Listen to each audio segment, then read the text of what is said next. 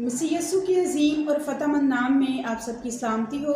मेरा नाम नीलम सादिक है और आप देख रहे हैं मेरा यूट्यूब चैनल डेली ब्रेड। मैं आप सबको इस चैनल पर खुशामदीद कहती हूँ। जैसा कि आप सब जानते हैं कि हमने 7 सलीबी कलमात के मुतालिक सीखने का सिलसिला शुरू किया है, तो आज हम सीखेंगे 7वें सलीबी कलमे के मुतालिक जो यीशु मसीह ने सलीब पर कहा। तो आइए मेरे साथ देखिए लूका तबीब की मार्फत लिखा गया इंजीली बयान, उसका 23वां बाब और उसकी 46वीं आयत। फिर यीशु ने बड़ी आवाज़ से पुकार कर कहा कि ए बाप, मैं अपनी रूह तेरे हाथों में सौंपता हूँ, और ये कहकर दम दे दिया।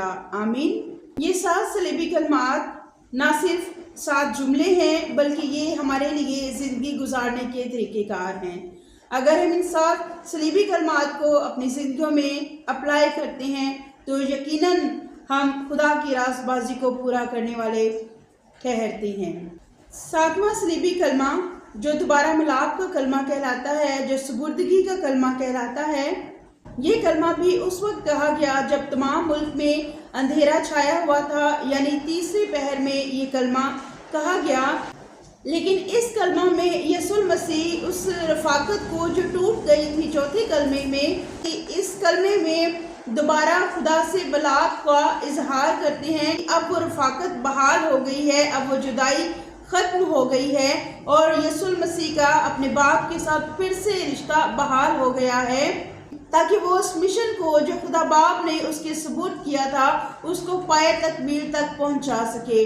वो इस मिशन को पूरा करने में इतना मगन रहा कि उसने किसी भी तकलीफ को ये इजाज़त नहीं दी कि वो उसके मिशन में रुकावट पैदा कर सके, बल्कि वो तमाम तकलीफ को बर्दाश्त करता रहा, वो तमाम दुखों को सहता रहा मेरे और आपकी खातिर, और उस मिशन को पाए तकमील तक पहुंचाने में आखिरी सांस तक काम करता रहा जो खुदा बाप ने उसके सुपुर्द किया था। उसने उस मिशन को मुकम्मल किया, उसने उस काम को मुकम्मल किया और फिर फतह का नारा लगाया। हालेलुया। हम देखते हैं कि वो पूरे इख्तियार के साथ अपनी रूह को खुदा के सबूत करता है। वो किसी इंसान के सबूत नहीं करता, वो अपने आप को बुरे हाथों में सबूत नहीं करता, वो अपने आप को इब्लीस के सबूत नहीं करता, बल्कि वो कहता है कि बाप, मैं अपनी रूह तेरे हाथों में सौंपता हूँ।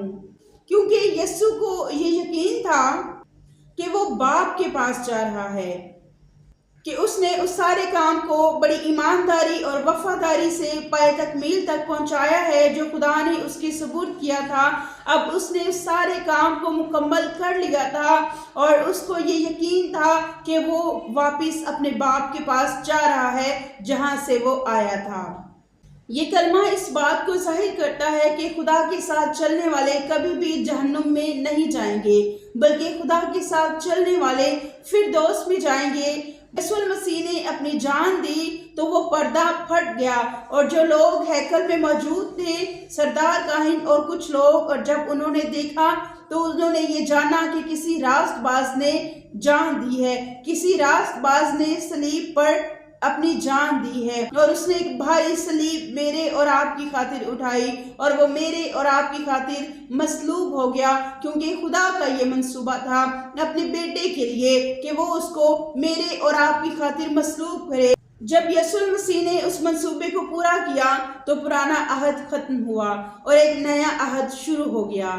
जैसा कि पौलुस रसूल कहता है कि जीना मेरे लिए मसीह और मरना नफ़ा है। मेरे अजीजों, यीशु मसीह की ज़िंदगी और वो तमाम मुश्किलात जो उसने सही, और वो सलीबी मौत जो उसने मेरे और आपके खातिर गवारा की, ये एक अच्छी और खूबसूरत मिसाल है।